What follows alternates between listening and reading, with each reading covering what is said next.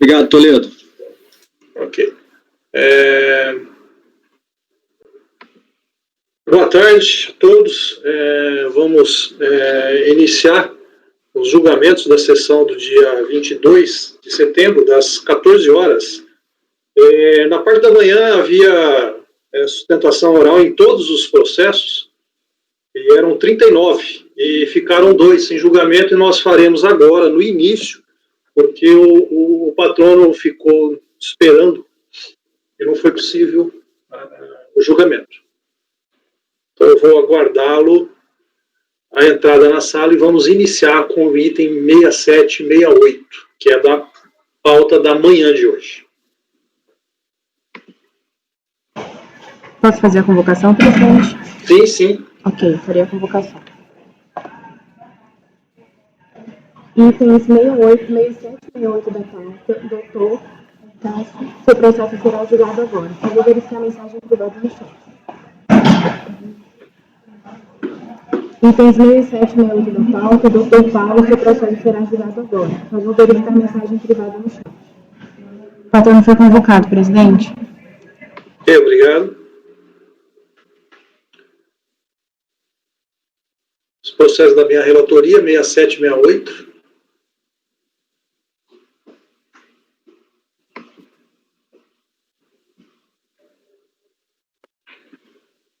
Boa tarde, doutor Paulo Coviello. Boa tarde, presidente. Os senhores conseguem me ouvir? Sim, estamos ouvindo, sim. Então nós vamos iniciar os julgamentos dos processos do dia 22/9, das 14 horas, e 2 processos da parte da manhã não foram possíveis por falta de tempo, então estaremos julgando agora no início dessa pauta, que é justamente os seus processos, em que haverá sustentação oral, né? Item 67 e 68, Companhia Brasileira de Metalurgia e Mineração. Então eu só peço que eu vou fazer o relato e logo após darei-lhe a palavra. Obrigado. Eu peço, por favor, ficar com o microfone apenas desligado.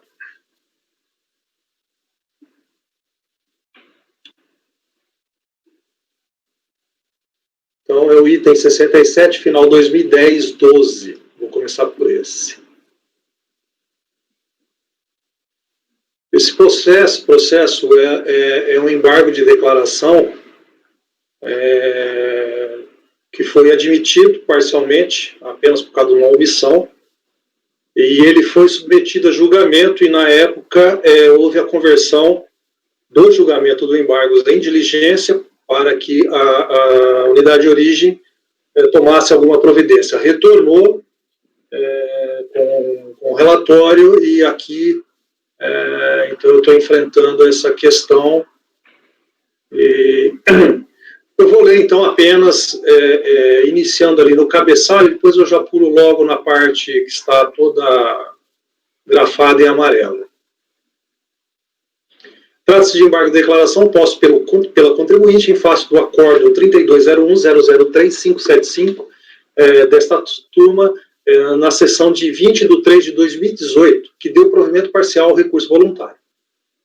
Cientificada da decisão, a contribuinte interpôs embargos de declaração sustentando a existência de contradição, omissão, erro de premissa e inovação no acordo. No despacho de admissibilidade, foi reconhecido apenas o vício de omissão por ausência de enfrentamento das glosas de crédito relacionados a investimentos ativados, que, segundo a fiscalização, houve o aproveitamento em duplicidade. A Fazenda Nacional foi cientificada e interpôs embargos de declaração que foram registrados em despacho, folha 955 a 959. Submetida a julgamento nesse colegiado, na sessão de 24/7/2019, reconheceu-se a omissão por ausência de enfrentamento da matéria, glosas de crédito aproveitado em duplicidade, que implicou a conversão do julgamento em diligências pelas razões que se apontam neste relato. Para melhor a compreensão do litígio, é oportuno que se reproduza as razões expostas no voto do acórdão 3201-002-248, que era o julgamento dos embargos convertido em diligência, que levou o colegiado a decidir pela realização de diligência.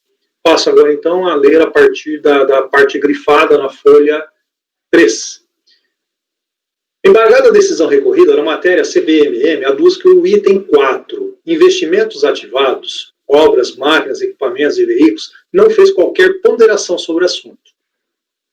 O litígio trata de auto de infração para reajustamento dos créditos tomados indevidamente pela contribuinte. O ponto em debate diz com a divergência entre os créditos aproveitados pela contribuinte na apuração das contribuições devidas quanto a aquisições de itens ativáveis e nos encargos de depreciação desses mesmos itens. A contribuinte somente contestou a duplicidade na tomada de crédito das pessoas jurídicas PEC Data, Ingram, Centrifugal e Mil Transportes. A fiscalização apresentou a relação de glosas discriminando as informações nos quadros de folha 41 para os créditos extemporâneo 1 de 2005 e folha 86 para os créditos extemporâneo 2. Consta dos autos intimações ao contribuinte para apresentação dos registros contábeis e demais dados para análise e confronto com os créditos consignados do DACOM. Portanto, é de se presumir que a fiscalização obteve as informações necessárias para se chegar à conclusão do aproveitamento de crédito em duplicidade. Todavia, os dois quadros acima tão somente revelam o valor do PIS e da COFINS calculado, provavelmente, sobre o valor da aquisição do bem ou do serviço. A contribuinte, por sua feita, afirma a inocorrência do aproveitamento de crédito em duplicidade, exclusivamente em relação a 4 pessoas jurídicas. Verifica-se que a autoridade fiscal não colacionou aos autos os lançamentos contábeis que, indubitavelmente, demonstrassem o aproveitamento de crédito na aquisição do bem e serviço e também sobre os encargos de depreciação. Dessa forma, impende a solução do litígio na matéria que a autoridade fiscal demonstre documentalmente a acusação de crédito tomada em duplicidade. Então, aí houve a conversão do julgamento em diligência para que assim fizesse a unidade de origem. Os autos retornaram da unidade preparadora com o relatório fiscal, folhas 1039 a 1041, no qual, após explicações e reprodução de trechos do relatório fiscal que acompanhou o auto de infração, asseverou a autoridade fiscal que não foram efetuadas glosas dos créditos nos 2 momentos, aquisição do bem e sobre os encargos de depreciação, mas apenas no momento da aquisição. Mediante tal afirmação, não foram juntados quaisquer documentos solicitados na resolução que permitiram à fiscalização concluir pela duplicidade de aproveitamento de crédito. A embargante manifesta-se acerca do resultado da diligência e aduz que a autoridade fiscal não cumprir a resolução por furtar-se da demonstração documental da afirmação que constou do relatório fiscal do auto de infração de que houve duplicidade no aproveitamento de crédito decorrente da aquisição e de depreciação de bens. Infere do texto do relatório de diligência a ausência de qualquer apropriação de crédito em duplicidade. Fato comprovado pela inexistência de documentos que corrobora a tese da autuação. Dessa forma, afirma que, aspas, o suposto creditamento em duplicidade não passou de mera ilação não amparada em prova, fecha aspas.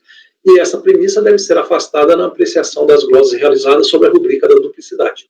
Diante do resultado da diligência, pede que seja reformada a glosa a fim de que se viabilize o aproveitamento dos créditos a partir das cotas de depreciação. Então, este é o relatório. Com a palavra, então, o patrono da contribuinte. Boa tarde, senhores conselheiros, boa tarde, presidente. Obrigado pela palavra, pela atenção. Vou ser bastante breve, o relatório já foi bem claro. De fato, a fiscalização, desde o princípio, levantou argumentação para a glosa do crédito calculado sobre algumas aquisições, alguns bens registrados no ativo imobilizado, de que teria havido a apropriação de crédito em duplicidade no momento da aquisição e no momento, posteriormente, dos encargos de depreciação. Mas ficou provado no processo que, para algumas aquisições, e elas estão listadas, foram até listadas no voto no voto que converteu o julgamento em diligência, são 4 aquisições, não houve apropriação do crédito em duplicidade. A empresa realmente, de fato, assumiu a apropriação em duplicidade para alguns itens, mas para outros itens ela destacou que não houve a apropriação de crédito em duplicidade.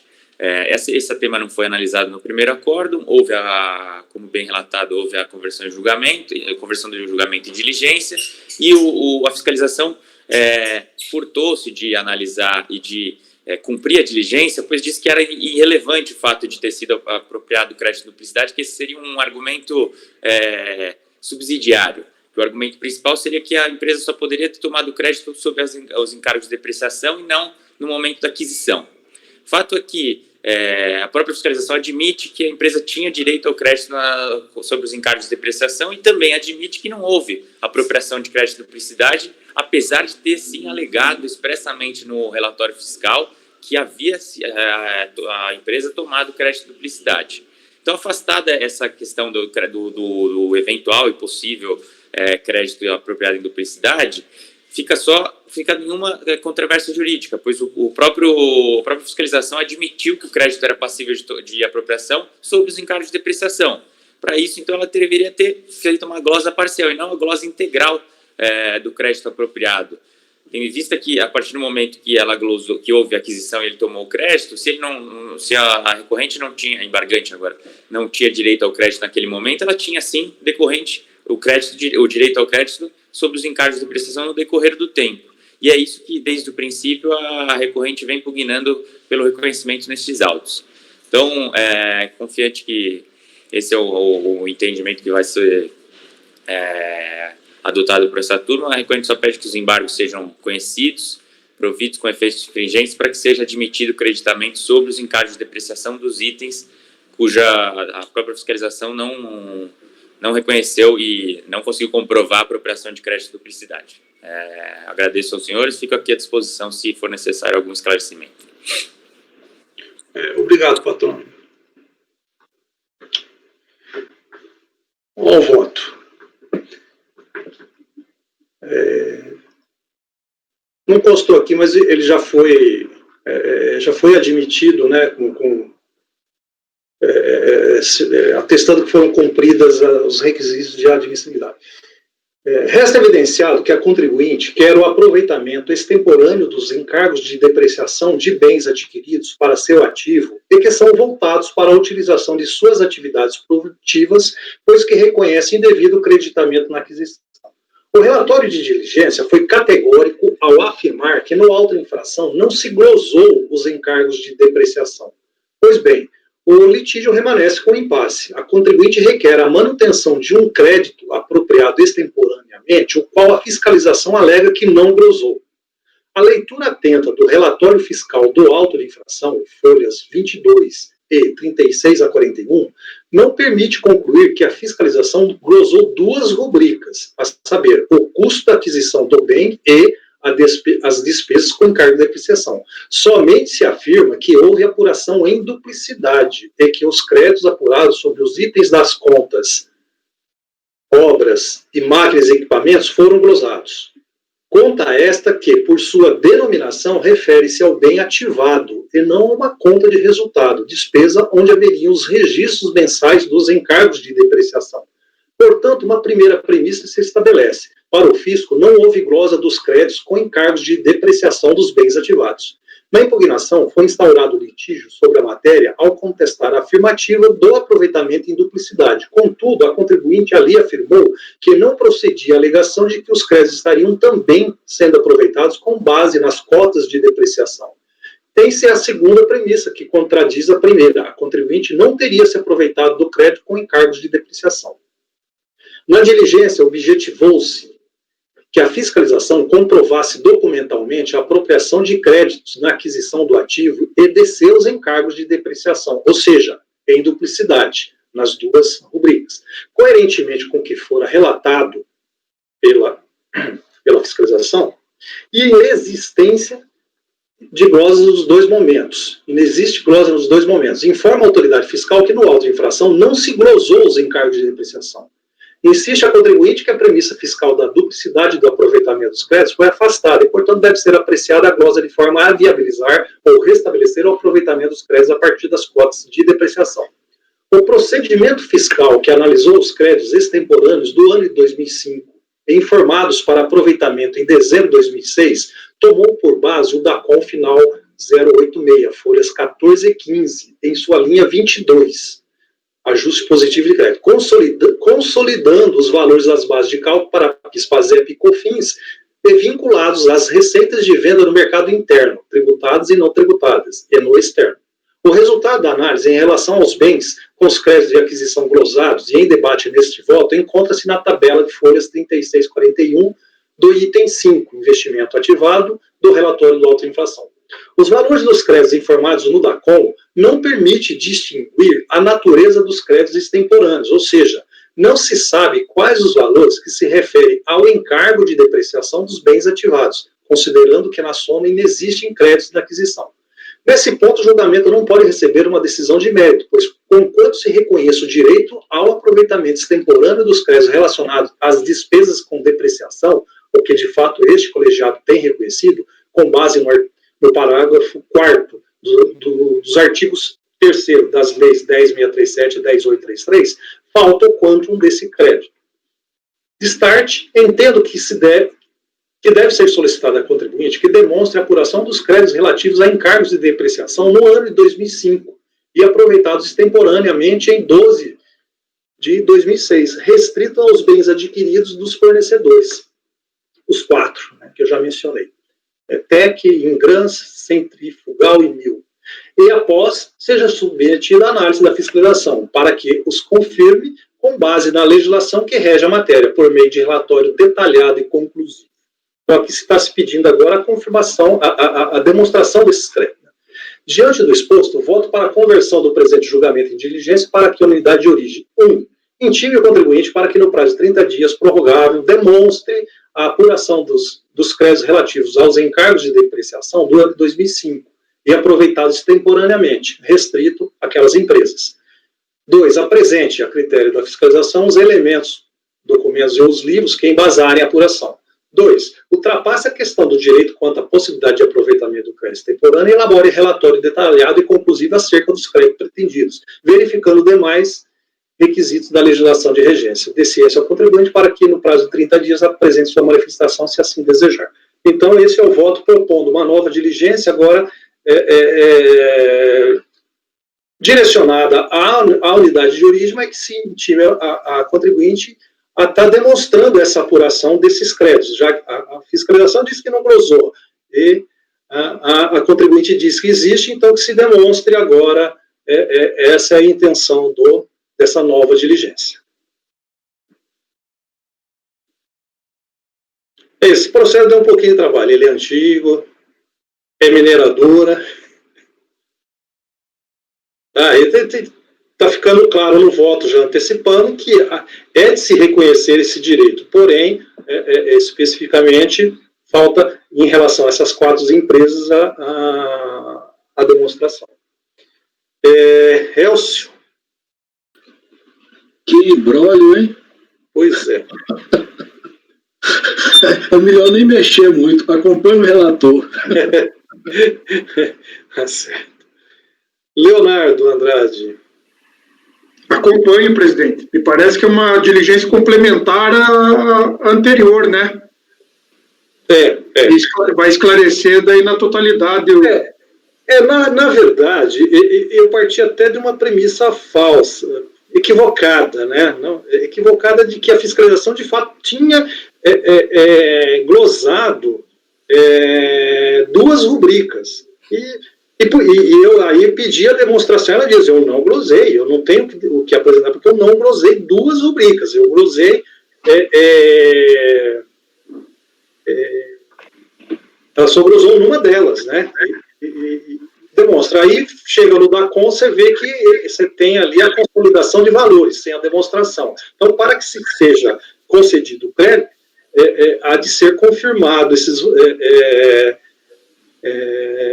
os valores, especificamente a cada uma das empresas, e o atendimento aos requisitos. É isso que está se pedindo. Ok. Leonardo Macedo. Acompanho, presidente. Laércio. Acompanho. Realmente essa resolução complementar, como disse o Leonardo, faz necessário, né? Ok. Mara. Acompanho. Márcio. Acompanho também, presidente. Pedro. Acompanho. Portanto, então, por unanimidade de votos, converteu-se o julgamento em diligência para que seja atendida aos requisitos que eu li no voto. Então, essa decisão aplica-se aos itens 67 e 68 da pauta. Patrono, eu até consultei ainda hoje, ver se em memoriais havia uma melhor explicação sobre isso aí. Eu estava na esperança de que se tivesse, não hoje, mas se tivesse antes, talvez seria dispensada essa diligência. Não, tudo bem, a diligência para nós é ótima, porque Ok. é produzida. Tá certo. Agradeço, então, a sua participação. Eu que agradeço. Uma boa tarde, senhores. Muito Obrigado. Boa tarde.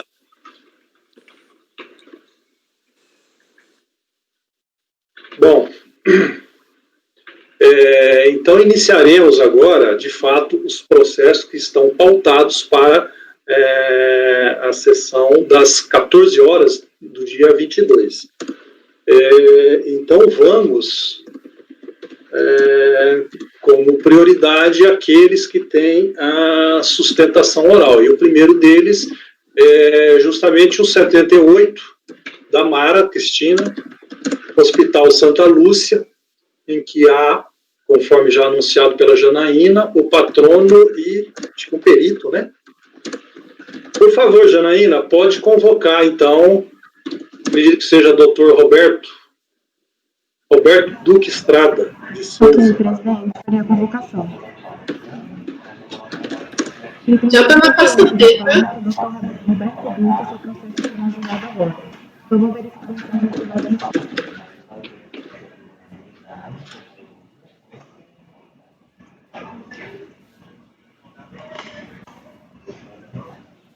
Item 78 da pauta, Dr. Roberto Duque, seu processo será julgado agora. Vamos verificar a mensagem privada no chat. O patrono já foi convocado, presidente. Ok, obrigado.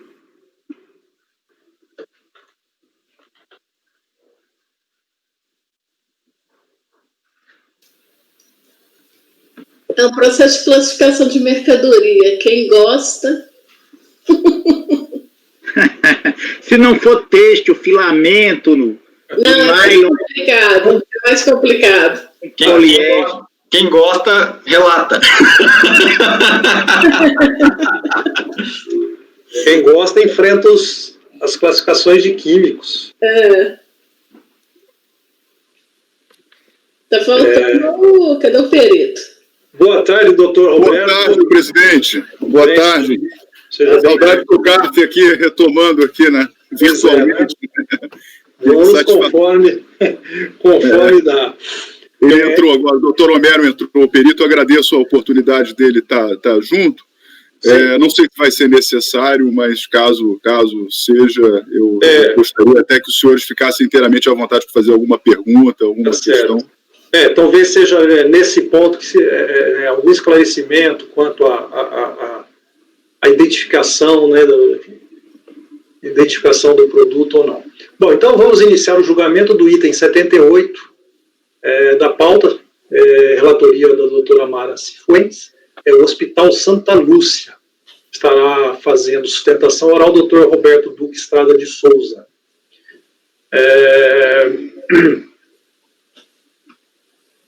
Então eu peço a todos que mantenham o microfone desligados, e com a palavra a relatora Mara. Esse processo é um processo de classificação de mercadoria, tá? Ele tem algumas pegadinhas e esse processo já começou o julgamento. Houve uma conversão de diligência na turma antiga, retornou da diligência agora com alguns esclarecimentos, e aí a gente vai passar para o voto, tá? Eu vou tentar, infelizmente, não vai dar para resumir muito, não, porque tem muito detalhe aqui, tá? O Hospital Santa Lúcia é um hospital de Brasília, tá? Mara, você disse que vai passar pro voto? Não, pro relatório. Ah, sim. Não dá para resumir muito, tá? Ok. Eu falei errado. Então, ele tem um auto de fração, né, que foi uma importação desse equipamento, né? O equipamento, ele foi, a importação ocorreu em 2007, ele é um acelerador linear radioterápico modelo Clinac 6EX, fabricado e exportado pela empresa norte-americana Varian Medical Systems. E ele foi classificado na NCM 9022-2190, o que resultou no não recolhimento de I, né, e uma vez que a alíquota era zero. A fiscalização entendeu que a mercadoria deve ser classificada no 9022-9019, conforme estabelecido na resolução CAMEX 43 de 2006. Então, o auto foi lavrado para cobrar as diferenças de tributo, né? A impugnante, ela apresentou, né, a empresa apresentou a impugnação em que ela alega, né, que o equipamento é o acelerador linear radioterápico Clinac 6EX, né? Juntou o parecer técnico do Dr. Romero Lavieri Martins, físico especialista em física médica da radioterapia da Associação Médica de Física Médica, que eu acredito que deve ser o perito que está aí presente. Ele especifica o equipamento, que é um acelerador, ele não tem nenhuma função, conforme se comprova no material. É um equipamento especialmente construído para produzir raio-x, e ele não tem nenhuma outra função, conforme se comprova pelo manual de especificação técnica da exportadora. O acelerador linear é um acelerador de partículas usado na radioterapia do câncer, conforme comprova pela publicação da Wikipédia.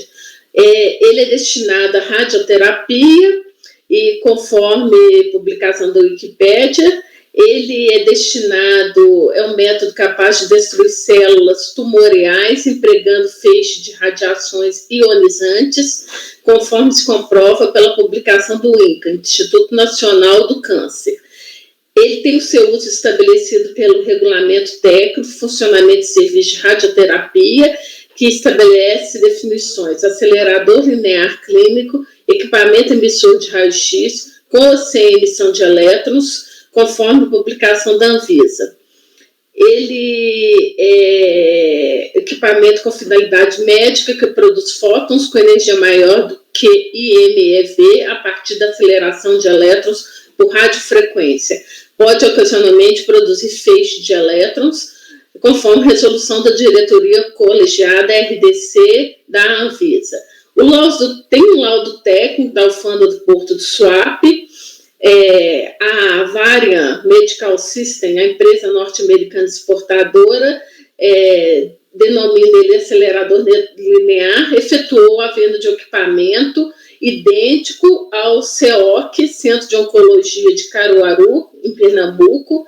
A superintendência da 4ª região, no Porto de Suape, ela efetuou um pedido de laudo técnico. O laudo técnico, ele foi assistência técnica do Dr. José Augusto Correia do Prado, engenheiro mecânico, em que no laudo ele fala que, nesse laudo, na outra importação do equipamento igual, né, que foi feito lá por Suape, que foi analisado o acelerador linear e o equipamento acelerador de partículas usado exclusivamente na radioterapia. Esse equipamento ele foi importado pelo aeroporto de Brasília, e o auditor fiscal ele desclassificou, né? Ele mudou para a classificação 9022-2190 para 9022-9019. Deixa eu ver o que mais aqui tem importante. Aí ele junta as NESTs, que a gente vai falar mais na frente, né? O equipamento, eu vou pular algumas coisas aqui que eu acho que eu vou repetir isso tudo durante o voto. Então, durante o voto vai ser mais fácil da gente entender esses detalhes aqui, tá? Ele já foi importado por outros hospitais, né? Então, a questão aqui é só a classificação de mercadoria. Então, regularmente estimada, a empresa apresentou recurso voluntário, em que alega ser correta a classificação da mercadoria utilizada, apresentando laudo técnico e parecer da Anvisa. E ele requer uma classificação alternativa, 9022-1490. Submetido a julgamento do CARF em 2018, ele foi convertido em diligência, para que o perito esclarecesse as seguintes dúvidas, né? Verificar se o aparelho em análise ele possui bloco radiógeno onde se encontram os tubos geradores de raio-x. Caso positivo, o bloco é suspenso ou montado sobre uma coluna ou outro suporte com mecanismo de orientação e elevação.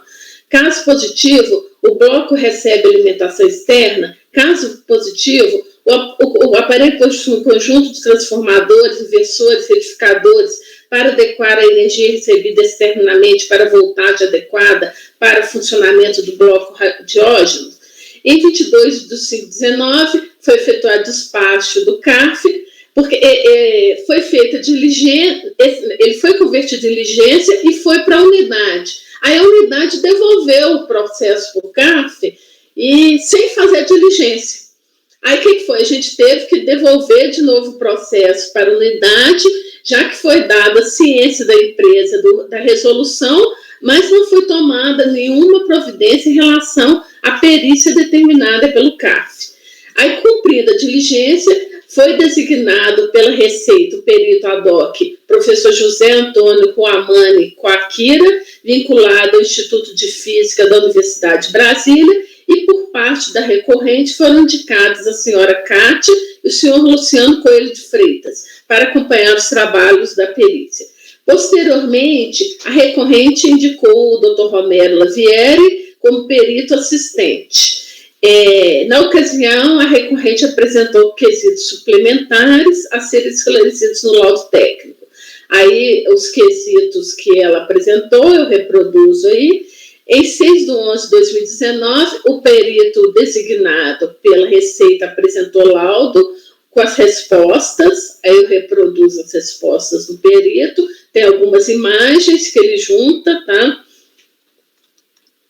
Vou pular aqui, que depois eu vou falar sobre tudo isso detalhadamente.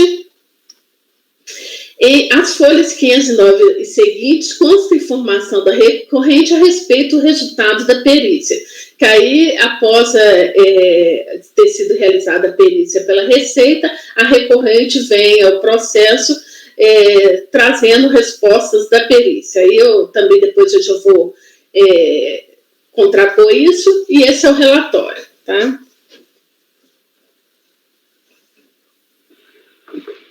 Obrigado, relatora. Doutor Roberto, o senhor tem 15 minutos para a sua sustentação oral. Okay. Obrigado, presidente. Boa tarde, senhora relatora. Boa tarde, demais conselheiros. Boa tarde, doutor Homero.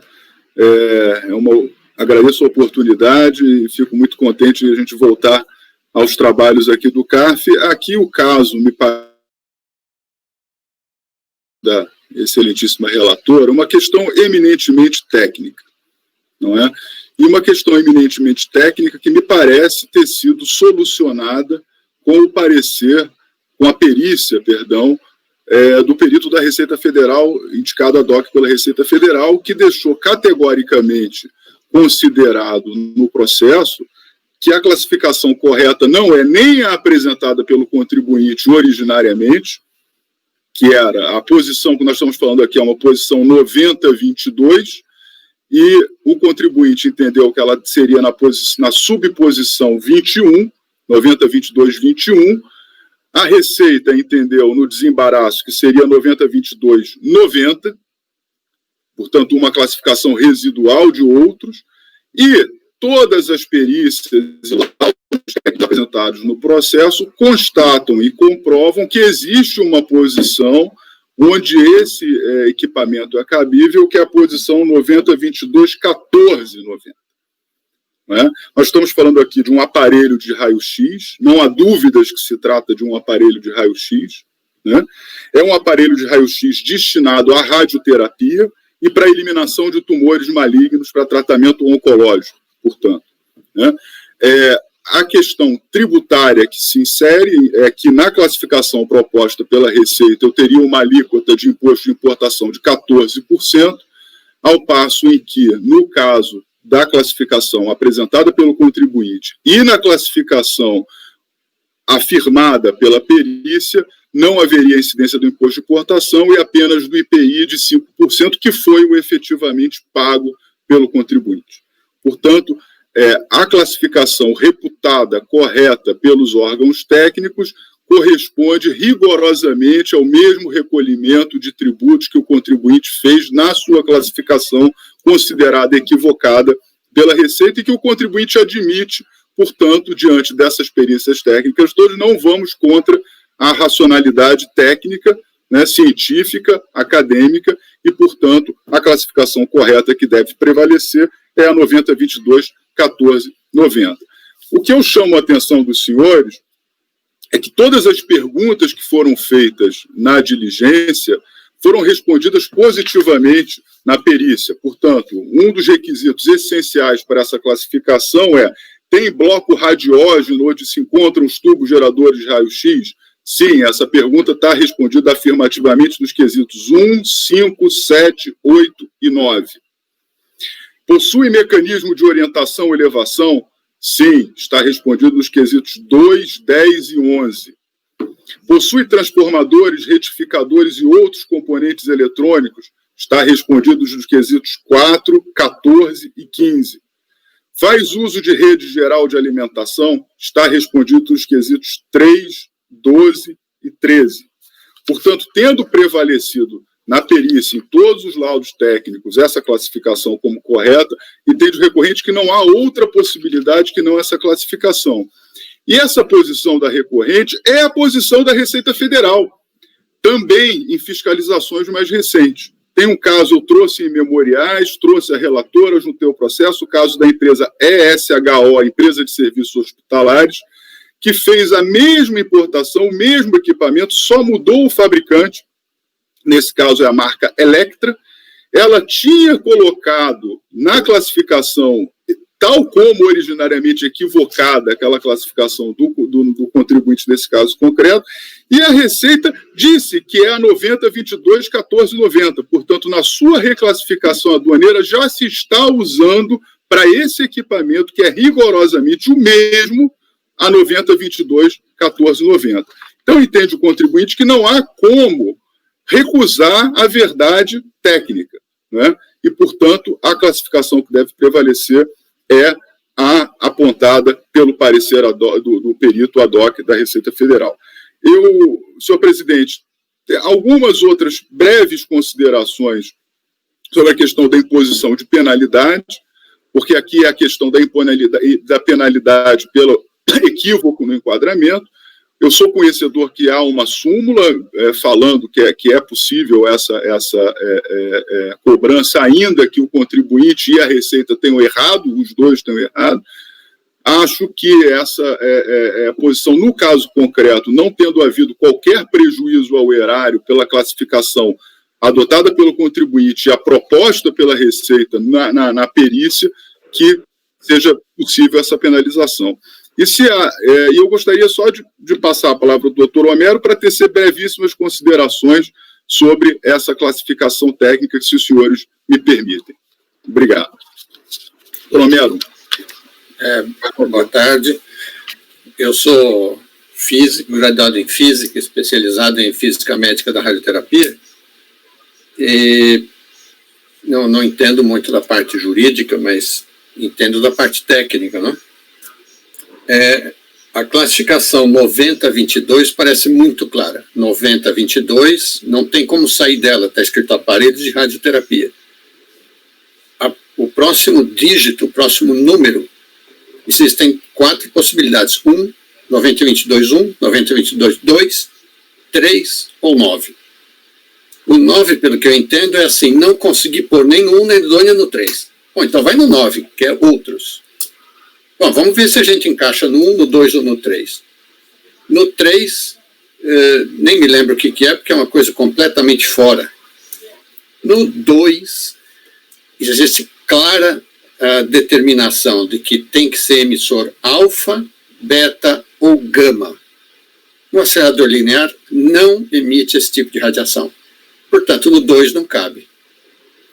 Na categoria 1, tanto o perito indicado pelo juiz, como eu, como a literatura, estão de acordo que o acelerador linear se encaixa. Se ele se encaixa no 90-22-1, ele não pode ir para o 9. Resta agora saber no 1 e o que mais. No 1.1 não dá, no 1.2 não dá, no 1.3 não dá, no 1.4, 90, sim, é o item outros. Portanto, do meu ponto de vista técnico, o acelerador linear cabe perfeitamente no 90-22, 14-90, porque não atende ao item 2, não atende ao item 3, mas atende claramente à subposição que inicia com 1 no seu quinto dígito. Eu fico à disposição, se quiserem fazer algum questionamento técnico sobre o que é o acelerador, como ele funciona, o que ele faz, eu fico à disposição, que é o que está ao meu alcance. Né? Agradeço, doutor, suas colocações. Obrigado, presidente. Eu acho que, encerrado aqui a nossa parte, fico à disposição também para algum esclarecimento. Ok. Agradeço também ao perito, bem breve. Podemos passar o voto, conselheira? Vou começar o voto aqui, só fazer um esclarecimento ao doutor Homero aqui. O perito ele só dá informações sobre a mercadoria, tá? Ele só identifica a mercadoria. A classificação é atribuição específica da Receita e da gente aqui no CAF, no julgamento. Então, o perito, ele só fala, ele tem que mostrar para a gente o que é a mercadoria, a identificação da mercadoria. Está comprovada a minha ignorância jurídica. Então, a questão central do contencioso relativa à correta classificação da mercadoria. Tá? A empresa importou um acelerador linear radioterápico modelo Clinac 6SX, fabricado e exportado pela empresa norte-americana Varian Medical System, classificando na NCM 9022-2190 e assim descrita na declaração de importação. Então, ele era um acelerador linear, radioterápico, composto de uma mesa de tratamento, com imobilização, sistema de acessórios, modelo de arco dinâmico de fótons, controle remoto, base de peso móvel, jogo de peças, aí está todas as informações importantes para identificar a mercadoria. A fiscalização entendeu ser aplicável à NCM 9022-9019. As duas classificações estavam descritas na TEC, vigência à época do fato.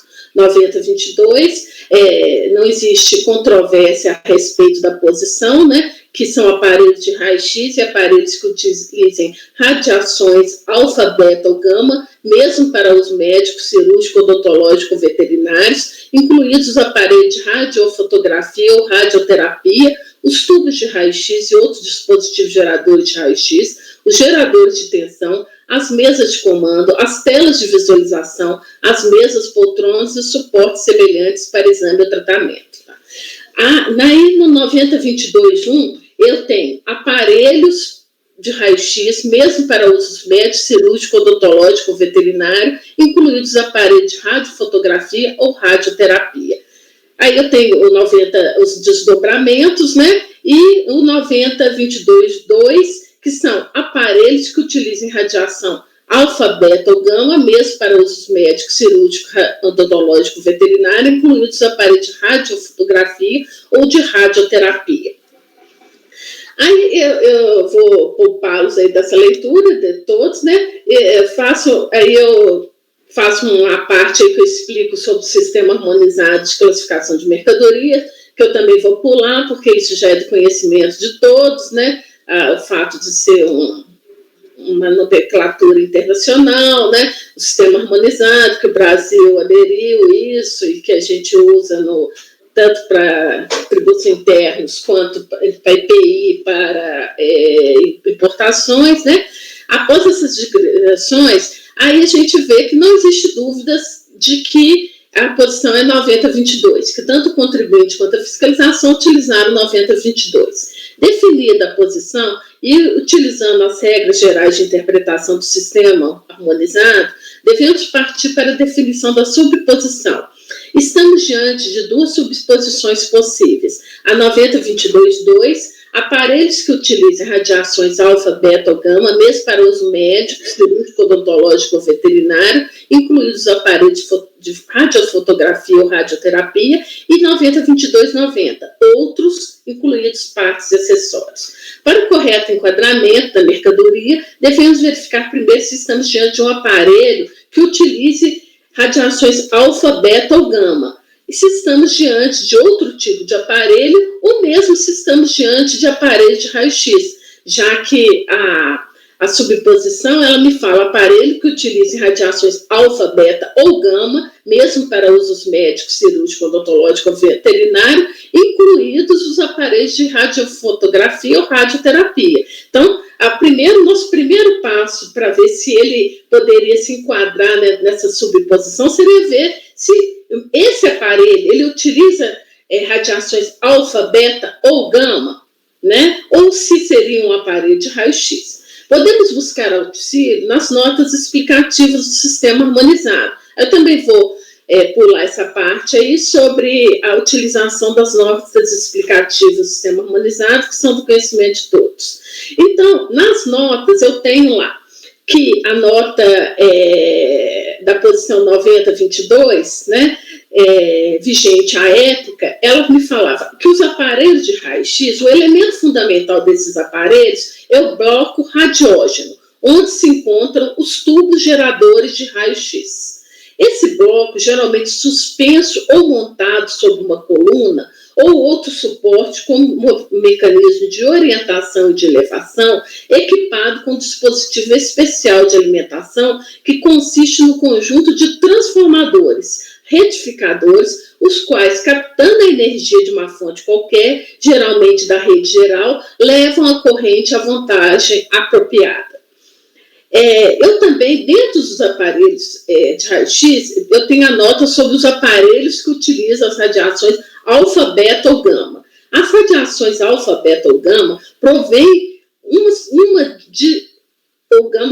uma de substância radioativa com a propriedade de emitir radiações que, por transformação espontânea de seus átomos. Essa substância radioativa é colocada em um recipiente, geralmente de aço, guarnecido de chumbo, bomba, que comporta uma abertura disposta de forma a deixar passar as radiações apenas em uma determinada direção.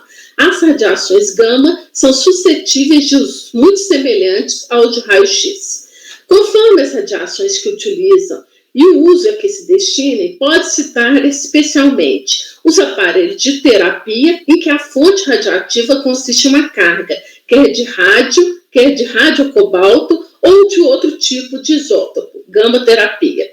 Aí eu tenho os tubos de raio-x e outros dispositivos geradores de raio-x, geradores de tensão, mesas de comando, telas de visualização, mesas, poltronas e suportes semelhantes para exame ou tratamento. Então, aí eu tenho os tubos de raio-x, né? Os outros dispositivos geradores de raio-x tratam-se de dispositivos especiais, tais como os que comportam betatron para acelerar fortemente o feixe de elétrons, o que permite produzir raio-x muito mais penetrantes. Com a finalidade de esclarecer detalhes sobre o equipamento, a fiscalização intimou a empresa Varian Medical System, que é representada por seu responsável técnico, engenheiro Antônio Carlos Vieira Suertes, respondeu que o acelerador linear Clinac destina-se ao uso médico, conforme descrito no manual de utilização, e tem como resultado final o mesmo efeito biológico dos equipamentos de gama-terapia, porém não utiliza fonte radioativa, e estão sendo substituídos por aceleradores lineares, por não apresentarem risco de contaminação radioativa. A empresa envia, juntamente com os esclarecimentos, o catálogo do Clinac 6EX e manual de segurança. No manual consta que o equipamento não possui fonte radioativa. Ele produz radiação do tipo raio-x, com potência GMeV, somente quando for acionado o mecanismo eletroeletrônico. Conforme a carta do representante no Brasil do fabricante do aparelho e o catálogo contendo especificações técnicas do equipamento, O acelerador linear radioterápico, modelo Clinac 6SX, não utiliza radiações alfa, beta ou gama, mesmo para usos médicos, cirúrgicos, odontológicos ou veterinários, incluídos os aparelhos de radiofotografia ou de radioterapia. Também foi anexado aos autos, junto com a impugnação, o parecer do Dr. Homero Lavieri Martins, e que o especialista afirma que o tubo acelerador usa ondas eletromagnéticas para que o feixe de elétrons a ser acelerado atinja a energia máxima de 6 MeV, o que produz um feixe de raio-x com espectro amplo e altamente penetrante no tecido humano. A interação dos raios-x com o tecido irradiado produzirá os efeitos terapêuticos hoje largamente usados na área oncológica, e ao final afirma que o equipamento não possui fonte radioativa. E a conclusão a que chegou a fiscalização foi de que, para se enquadrar-se na posição de primeiro nível 9022.2, seria necessária a presença de fonte radioativa. De pronto, verifica-se que, para o acelerador linear submetido a despacho ser classificados no código 9022, aparelhos que utilizem radiações alfa, beta ou gama, é necessário que este utilize uma fonte radioativa. Porém, ele não a utiliza, produz radiação do tipo raio-x, conforme carta do representante do Brasil do fabricante do aparelho, e catálogo contendo especificações técnicas do equipamento. Como esses esclarecimentos não foram convincentes para a maioria da turma julgadora, houve a conversão do julgamento em diligência e foram respondidos os quesitos no laudo técnico. 1. O referido equipamento possui bloco radiógeno onde se encontram os tubos geradores de raio-x? Sim. O equipamento em questão possui bloco radiógeno. Esse bloco é composto pelo canhão de elétrons, o sistema de aceleração linear de elétrons e guia de ondas e alvo metálico, no qual os elétrons colidem. Como resultado dessas colisões, que são gerados raios-x. Todo esse conjunto se encontra na parte superior do módulo Gantry, como mostrado na figura 2.3 da referência 1. Caso positivo para o item 1, o bloco é suspenso ou montado sobre uma coluna ou outro suporte como um mecanismo de orientação e de elevação. O bloco é montado sobre o braço superior do módulo Gantry. Esse módulo possui um mecanismo de rotação no eixo central afixado no outro módulo do equipamento chamado de drive stand. Segundo especificações do manual, o range de rotação vai de -5 a 365 graus. Como o bloco radiógeno está fixo no módulo Gantry do equipamento, não é possível mudar a elevação do bloco radiógeno com respeito ao eixo de giro isocentro. Caso positivo para o item 1, o bloco recebe alimentação externa? Sim, ele recebe alimentação para o seu funcionamento. Caso positivo para os itens 1 e 3, o aparelho possui conjunto de transformadores, inversores, retificadores para adequar a energia recebida externamente para a voltagem adequada para o funcionamento do bloco radiógeno? Sim, o equipamento possui uma série de componentes eletrônicos usados para adequar a voltagem para adequar o funcionamento do bloco radiógeno. Essa alimentação é realizada pelo sistema de distribuição da energia elétrica do equipamento, que é composto por uma fonte de alimentação de alta voltagem, um regulador de voltagem, uma válvula de alta potência, um transformador de pulso que alimenta o gerador de micro-ondas de alta potência, chamado de magnetron, além de retificadores. 5. O equipamento possui bloco radiógeno, ou seja, estrutura rígida que produz radiação? Sim. Caso positivo, a radiação produzida são raios-x? Sim. A finalidade do equipamento é produzir radiação de raio-x, como descrito nas especificações do equipamento. O mecanismo de funcionamento é o seguinte: os elétrons acelerados pelo acelerador linear são direcionados para colidir com um alvo metálico. Só consertar aqui. Produzindo esse raio-x. Caso positivo, o acelerador linear tem capacidade para produzir outros tipos de radiação? Resposta: apesar do equipamento ser capaz de produzir elétrons altamente acelerados no bloco radiógeno, esses elétrons, que podem ser considerados como radiação beta, são usados para produzir unicamente raio-x, ao colidir com o alvo metálico. A presença desse alvo metálico fixo no equipamento impede que esses elétrons saiam do bloco radiógeno e somente é produzida radiação de raio-x. 8. Caso positivo, o acelerador linear tem capacidade para produzir outro tipo de radiação para uso clínico? Não. O equipamento não é capaz de produzir outros tipos de radiação além da radiação de raio-x, uma vez que o equipamento não permite remover o alvo metálico do bloco radiógeno. Esse alvo metálico blinda a saída dos elétrons acelerados e, como resultado das colisões, se produz unicamente raio-x. Dentro do bloco radiógeno existe um tubo gerador de raio-x, ou seja, uma estrutura rígida de forma aproximadamente cilíndrica, cuja função é de acelerar elétrons em direção ao alvo metálico gerando raio-x? Resposta: sim, o equipamento possui uma estrutura rígida de forma aproximadamente cilíndrica, segundo o descrito no manual. A função dessa estrutura é de acelerar os elétrons na direção do alvo metálico para gerar raio-x. 10. Caso positivo, o bloco radiógeno está montado em estrutura que permite mudar sua posição e orientação? Resposta: o bloco radiógeno está montado em uma estrutura rígida, que permite mudar sua posição através da rotação de todo o módulo Gantry.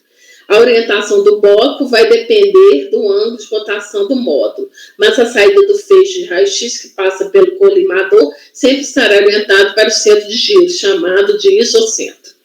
11. Caso positivo, essa estrutura permite a elevação do bloco radiógeno, ou seja, sua distância em relação ao piso? Resposta: por ser o módulo grande uma estrutura rígida no qual o bloco radiógeno está montado, esse bloco não tem grau de liberdade para mudar a distância ao isocentro, mas devido à rotação de todo o Gantry, a distância do bloco em relação ao piso pode mudar, sem mudar a orientação da saída do feixe de raio-x. 12. O bloco radiógeno é alimentado por energia elétrica oriunda da rede externa, ou seja, recebe energia elétrica da rede comum que alimenta a instituição? Sim, a alimentação é oriunda de energia de rede externa. 13. Caso positivo, essa alimentação for interrompida, o acelerador será capaz de emitir raio-x? Sim. Se a alimentação for interrompida, será interrompido também. Essa também é incoerente, né? Se a alimentação for interrompida, será interrompida também a emissão de raio-x, uma vez que cessará a produção de elétrons acelerados contra o alvo metálico. 14. Para acelerar os elétrons dentro do tubo de raio-x, o acelerador linear trabalha com diferença de potencial elétrico disponível na rede de alimentação? Resposta: a diferença de potencial elétrica é produzida pelos sistemas eletrônicos do próprio equipamento e não pela rede de alimentação externa. 15. Para conseguir a diferença de potencial elétrico, o acelerador necessita de transformador, inversor e retificador para alcançar as condições ideais de funcionamento? Sim. Para conseguir a diferença de potencial elétrico, o equipamento conta com transformador de pulso, retificadores e outros componentes elétricos que permitem ao equipamento obter a diferença de potencial adequada para o bom funcionamento. Voltando ao meu voto.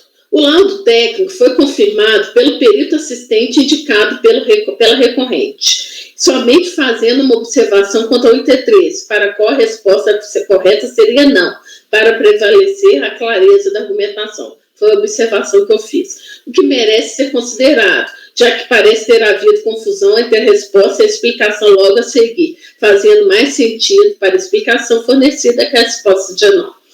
Quanto às outras considerações efetuadas pelo perito assistente, deixe de apresentar e trazer ao debate, já que se adentram em aspectos de classificação fiscal de mercadoria, tentando identificar qual é a NCM aplicada. E essa não é a tarefa do perito, que deve se restringir à identificação da mercadoria somente.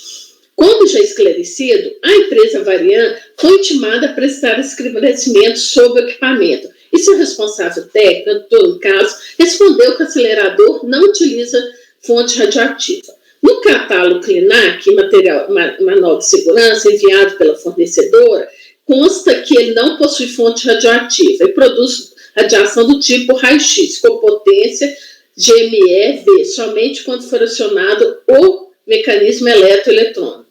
Além disso, informa que o equipamento não utiliza radiações alfa, beta ou gama, mesmo para uso médico, cirúrgico, odontológico e veterinário, incluídos os aparelhos de radiofotografia ou de radioterapia.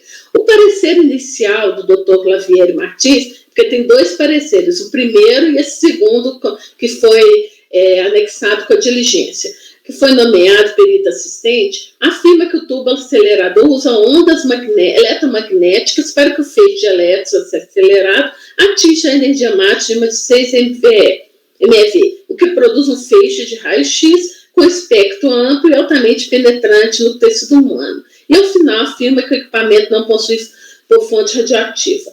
Portanto, fica claro, a partir da leitura dos documentos técnicos acostados aos autos e confirmado pelo laudo técnico produzido na diligência, que o equipamento não cumpre a função de utilizar radiações alfa, beta ou gama para o seu funcionamento, já que informado pelo representante do fabricante no país que ele não utiliza fonte radioativa. E conforme a NEST da posição 9022 acima reproduzida, as radiações alfa, beta ou gama provêm de uma substância radioativa. Assim, não é possível a utilização da MCM 9022-2190 indicada pela recorrente. Superada a classificação fornecida pela empresa, devemos verificar se a classificação identificada pela fiscalização é adequada. Não estando diante de aparelhos enquadrados na subposição 9022-2, temos que avaliar as outras subposições disponíveis. Eu tenho a 9022-1, aparelho de raio-x, mesmo para usos médicos, cirúrgico, odontológico ou veterinários, incluídos os aparelhos de radiofotografia ou radioterapia. E 9022-90, os outros. Antes, é importante fazermos uma pausa para verificarmos a construção da posição 9022 e como deve ser interpretado o texto nela exposto. A posição 9022 refere-se aos aparelhos de raio-x, que eu já li. Podemos verificar que, pelas subposições de primeiro nível, que o texto da posição foi dividido em partes, conforme a subposição aplicável. Então, eu tenho a primeira parte que ele fala, aparelhos de raio-x. A segunda parte, ele me fala, e aparelhos que utilizem radiações alfa, beta ou gama e tal. E a terceira parte, que seria o 9 e outros, os tubos de raio-x e outros dispositivos geradores de raio-x. Os grifos e números foram colocados para melhor visualização, resultando nas subposições 9022-1, 9022-2 e 9022-90. É claro que, pela distribuição efetuada do sistema harmonizado, dentro das subposições, que na subposição 90-22-90 estão incluídos os tubos de raio-x e outros dispositivos geradores de raio-x, os geradores de tensão, as mesas de comando, as telas de visualização, as mesas, poltronas e suportes semelhantes para exame ou tratamento. Voltando à análise das subposições remanescentes, após a eliminação do 90-22-2, temos que de acordo com a NEST, já apresentada acima, para o aparelho ser considerado aparelho de raio-x, é fundamental que possua o bloco radiógeno, onde se encontram os tubos geradores de raio-x. E mais adiante, na NEST, ele explica que são outros dispositivos geradores de raio-x, como sendo dispositivos especiais, tais como os que comportam Betatron para acelerar fortemente o feixe de elétrons, o que permite produzir raio-x. No esclarecimento adicional prestado pelo representante do fabricante, ela esclarece que ele produz radiações do tipo raio-x, somente quando for acionado o mecanismo eletroeletrônico.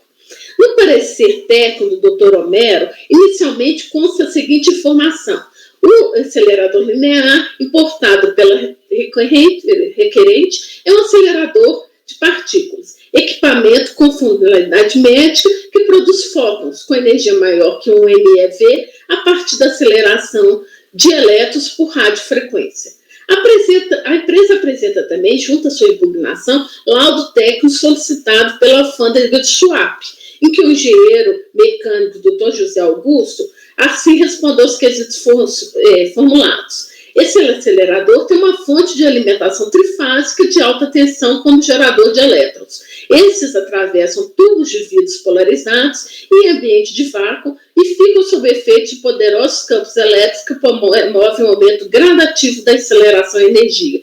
Esses elétrons, ao colidirem com o anteparo rígido, parte de uma energia cinética, transformando-se no raio-x. No manual técnico do equipamento, apresentado pela recorrente, observamos a partir do desenho esquemático que o aparelho possui um canhão de elétrons e um acelerador, resultando na produção de raio-x. Aí eu reproduzo o desenho que está no manual técnico que a empresa apresentou, né, que fica clara aí a presença do canhão de elétrons. Pesquisando na literatura técnica para buscar esclarecimento o que é um tubo gerador de raio-x, encontramos a seguinte definição esse daqui eu peguei num site especializado em radiologia.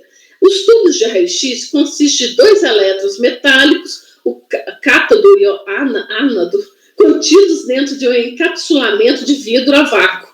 Um tubo de raio-x é um conversor de energia. Ele recebe energia elétrica e a converte em 2 formas, radiação X e calor.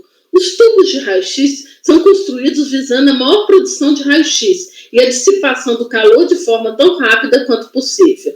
O cátodo emite elétrons por emissão termoiônica. Esses elétrons são acelerados até o ánodo e atingem um ponto denominado ponto focal do alvo, onde as interações desses elétrons com o material do alvo resultam na produção dos raios-x e uma grande quantidade de calor. Aí eu reproduzo um desenho bem simples do que é um tubo de raio-x, tá? Aí ele tem a presença do vidro, o rotor, né? O cátodo e o ânodo. Acho que é assim que fala.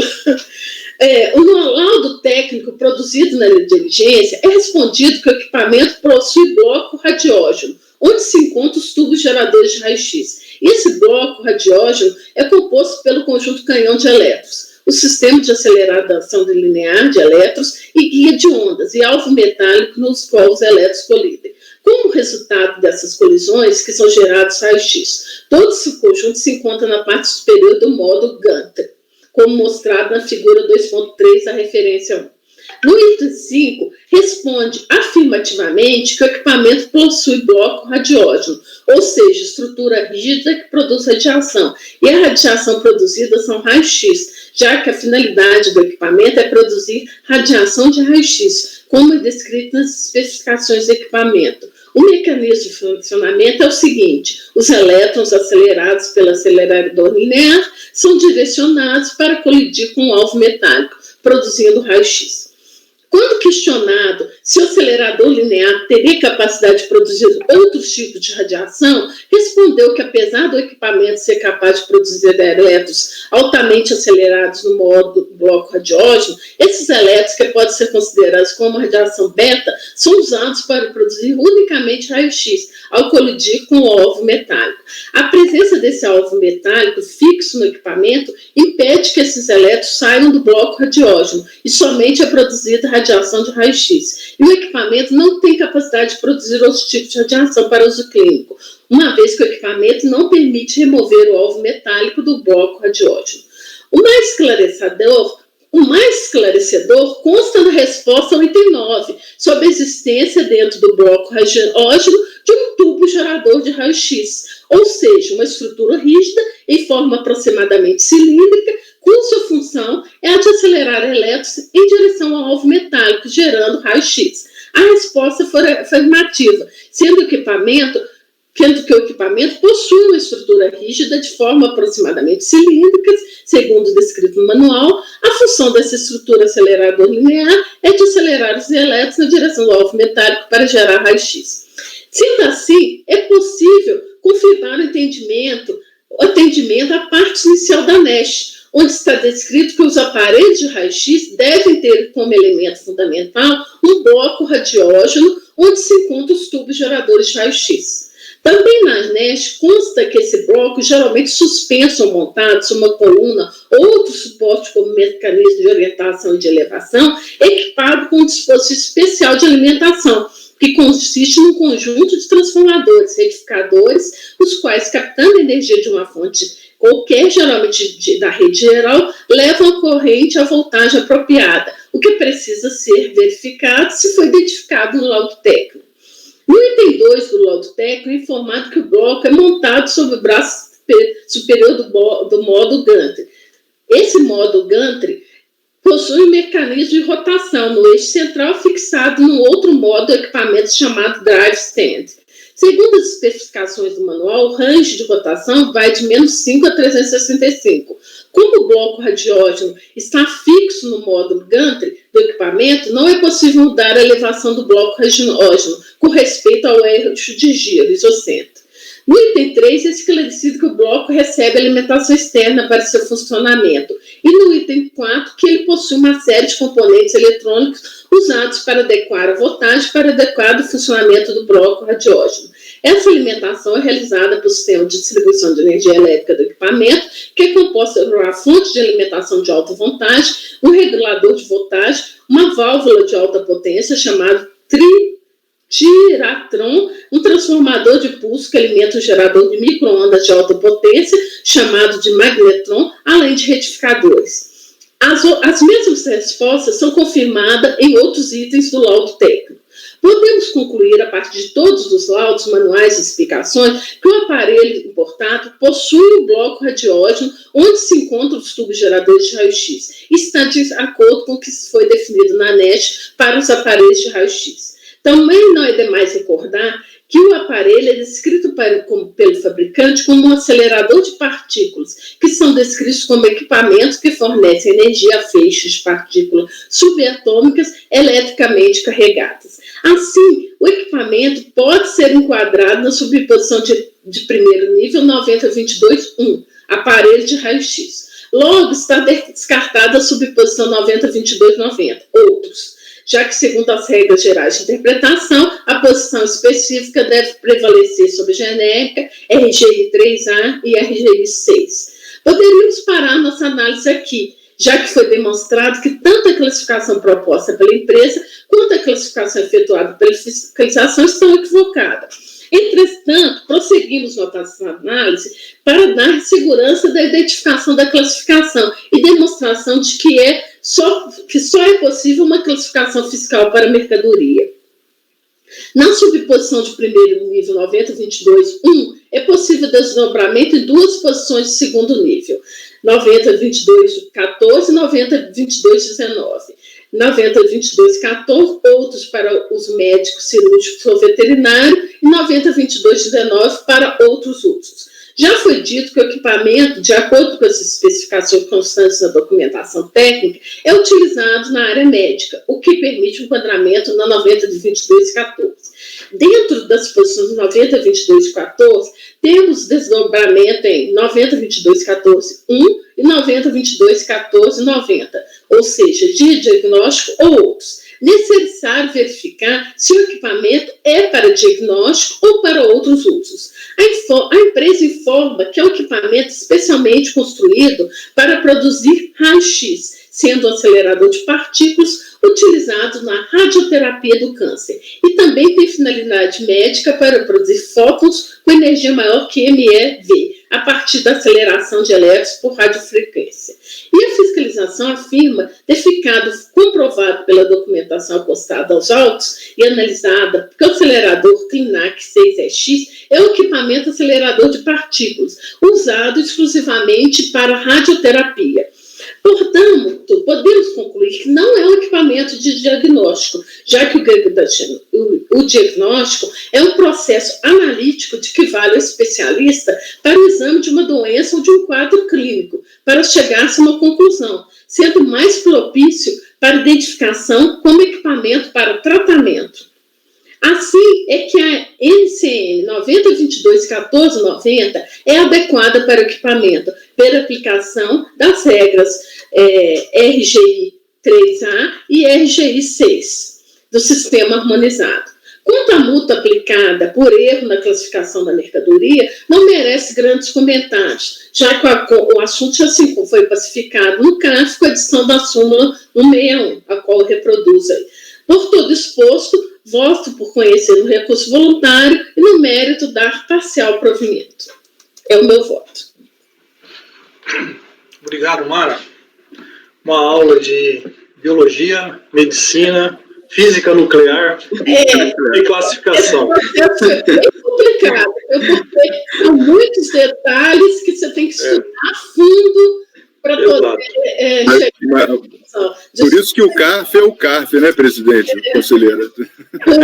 Desculpa se eu fui muito longa na leitura, é porque os detalhes todos são muito importantes. Tanto é que ele foi convertido em diligência, por causa de um pequeno detalhe, a gente conseguiu chegar à conclusão que a classificação correta era a terceira que se propunha. E ainda tem a questão de se analisar se ele é para diagnóstico ou tratamento, né? Ok, muito bem, muito obrigado, Mara, pelo voto bem preciso, abordando bem a matéria. Você está ouvindo, Elcio? Está cinza? Acho que o Elcio congelou. Congelou numa boa posição até.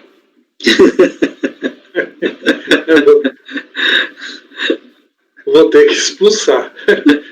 Retirar da sala, né? Reinicializar. Não é educado, mas é o jeito.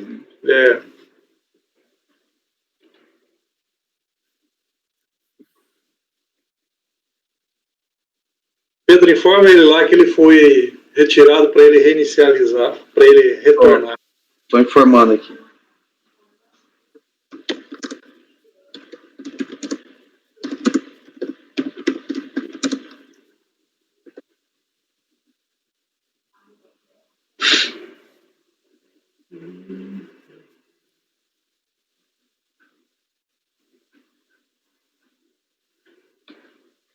Olha, só deve ser acrescentado aí no dispositivo o provimento parcial para quê? Mas aí eu já trouxe aquele mesmo texto que eu usei no meu voto de ontem, o parcial provimento apenas para manter a multa prevista no 84.1 da MP 2158 por força da aplicação da súmula CARF 161. Agora tem que colocar isso tudo agora? Porque antes a gente só dava assim, dá parcial provimento. Agora estão pedindo para colocar? Não, a turma, o costume da turma, quando dá um parcial provimento, tá delimitando. Não, porque até acho que a Rosa, a Poliana, veio me falar também isso, que tinha que, quando dá parcial provimento, tem que colocar. Acho que tem no manual, tá isso agora. Mas eu não vou aqui. Tá, e aproveitando enquanto o Elcio não retorna,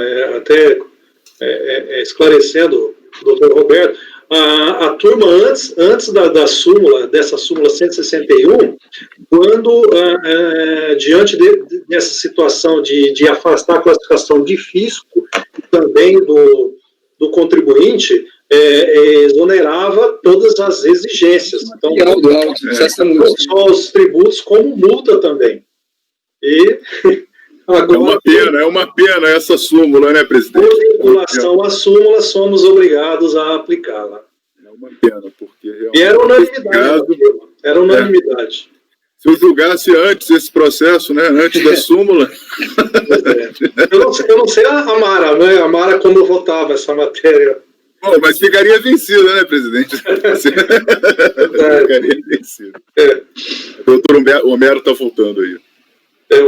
Foi o Elcio, o conselheiro Elcio, que também ficou fora. Eu estou aqui. A luz caiu aqui, caiu maior chuva aqui em Belo Horizonte, a luz caiu, ainda bem que voltou rapidinho. Deixa chover que precisa. Aqui no Rio também está chovendo muito. Eu vi na televisão o Jardim Botânico todo inundado, né? Toda alagada. E eles estavam fazendo uma obra durante a pandemia para trocar, achando que ia melhorar. Na primeira chuva já... tristeza. Bom, Elcio, você está em condições de votar já? Ouviu o voto? Ouvi tudinho. Tá ok. Então, com a palavra. Muito didático o voto da conselheira Mara. Muito detalhado, muito profundo. Não tem como não acompanhar, né? Muito bem realizado. Ok. Leonardo Andrade. Minucioso o voto, presidente. E como já esclarecido também em relação à aplicação da súmula 161, acompanho o relator. Ok. Leonardo Macedo. Eu também queria parabenizar a conselheira Mara, o voto foi excelente, bem detalhado. Eu estava pesquisando aqui, Mara e demais conselheiros, encontrei o Vietnã importando na 20, 22, 21, e a Varian como exportadora, né, enviando esse mesmo acelerador linear de vários países, e aí encontrei uma solução de consulta do Reino Unido recente, vinculante na União Europeia, quer dizer, não é mais na União Europeia, né, até 2023, onde ele classifica esses equipamentos exatamente na 2022-14, que é o que interessa para o sistema harmonizado na parte internacional, né? Os 2 últimos dígitos são Mercosul. Então, eu me sinto bastante confortável em aí exatamente ir com a relatora no 2022-14. É a classificação. Ok. Laércio. Eu acompanho a relatora, realmente é um processo complexo, fazer a descrição do produto, não é algo simples e incomum até, mas eu vou querer fazer a declaração de voto em relação à multa de 1%, como no caso anterior, por uma obrigação funcional. Eu aplico, mas não concordo. Eu vou fazer minha ressalva de consciência. Ok. Márcio. Estou acompanhando também, presidente, parabenizando a conselheira Mara, né, pelo excelente voto. Em 45, a Elis Regina foi aplaudida de pé por 11 minutos. Eu faço o mesmo em relação a esse voto da conselheira Mara. Muito didático, excelente. Parabéns. Pedro. Parabéns pelo voto, Mara. Muito obrigado pela atenção que você deu aí no caso, ajuda bastante a gente. E como no caso anterior, em que a gente teve que aplicar a súmula, eu vou fazer declaração de voto também, porque eu não sei como essa súmula foi aprovada. Eu aplico ela só por obrigação legal, cumprimento do Ricardo. Acompanho. Okay. Eu também estou acompanhando a Mara, como disse, foi uma aula multidisciplinar. Presidente. Sim? Só queria ressaltar aqui que eu conheço bem o Hospital Santa Lúcia. Entre Natal e Ano Novo, meu filho nasceu lá na maternidade, viu, presidente? Eu poderia até ser, né, suspeito aí, mas o Hospital Santa Lúcia é bem conhecido meu, em 2005 para 2006. E eu operei lá, eu operei de vesícula lá. Meu Deus! Ainda bem que deu tudo certo aqui. Se tivesse dado errado, a gente ficava calado, né, Marco? Tá certo. Bom, então esse é o item 78 da pauta. Deixa eu ver aqui, só registrar. Eu já tinha registrado a decisão, só falta a intenção de declarar voto dos 2 conselheiros que se manifestaram. Só uma questão de ordem, por favor. Como foi dado parcial provimento, deveria especificar de que parte é essa positiva. Isso, eu já... Como é que ficou? Eu acho que foi o momento que você ficou congelado. Então está explicado. Tá, então eu vou ler, se achar que deve acrescentar alguma coisa, olha. Ficou assim, item 78 da pauta, Hospital Santa Lúcia. Por unanimidade de votos, deu-se provimento parcial, recurso voluntário, apenas para manter a autuação fiscal no tocante à multa prevista no 84.1 da MP 2158 de 2001, por força da súmula CARF número 161. Manifestar a intenção de apresentar declaração de votos, conselheiros Laércio e Pedro. Então aí eu delimitei o que está se dando o provimento. Ok, obrigado. Agradeço o patrono, agradeço também o perito, o doutor Homero, pela participação. Muito obrigado, doutora Mara, obrigado mais uma vez pelo excelente trabalho e dedicação. Aos demais conselheiros, uma boa semana de trabalhos aí a todos. Muito obrigado. Eu que tenho que agradecer, porque agora eu estou ciente de que eu escolhi a profissão certa, porque fazer o trabalho do conselho, que tem que saber juridiquês, fiscal e saber física, não é para mim, não. Eu fico só com a física e estou bem obrigado. Parabéns, doutora Mara, muito bom. Obrigado. Boa tarde, com licença. Obrigado. Pessoal, vamos para o item 00 da pauta, que é o intervalo. Estamos a 1h30. 1h30, né? Por favor. Nós vamos ter direito a isso? É o recreio. Por favor, apoio, Janaína, interrompa a gravação.